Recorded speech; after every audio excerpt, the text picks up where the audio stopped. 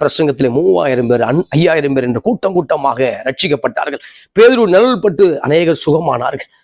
ஸ்தோத்திரம். தபித்தாளை உயிரோடு எழுப்பினார். பல அற்புதங்களை பேதுரு மூலமாய் கர்த்தர் செய்தார்.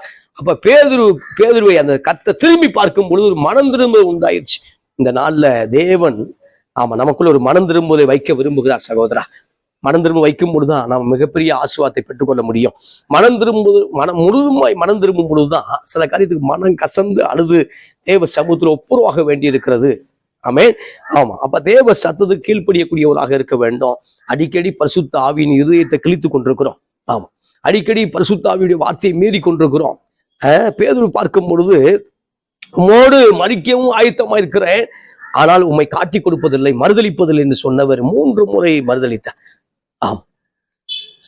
சில நேரம் ஜனங்களை யார் என்று கேட்கிறார் என்று இயேசு கேட்கும் போது ஒவ்வொருத்தரும் ஒவ்வொரு ஆளா சொல்லுவாங்க. நீ யோவான் ஸ்நானன், நீ எலியா, நீ ஒரு தீர்க்கதரிசி, இப்படி சொல்லிட்டு இருக்கும் போது நீ ஜீவனுள்ள தேவனுடைய குமாரனாகிய கிறிஸ்து அப்படிம்பார். ஒரு வெளிப்பாடை பேசுவார். ஆனால் சிலுவைக்கு தேவன் போகக்கூடாது என்று பேசுவார். அப்ப அப்படி ஆவிக்குரிய வளர்ச்சி ஒரு நாள் வேகமாக இருக்கும், ஒரு வாரம் உயரமாக இருக்கும், ஒரு மாதம் உயரமாக இருக்கும், அடுத்த மாதம் கீழே விழுந்துரும். இந்த நாள்ல அப்படிப்பட்ட சூழ்நிலை இருக்கக்கூடிய அநேக பேதுருகள் இருக்கிறார்கள், அநேக சீமோன் இருக்கிறார்கள். உங்களை கர்த்தர் காண்கிறார். உங்களை மறுபடியும் பரிசுத்த ஆவியுடைய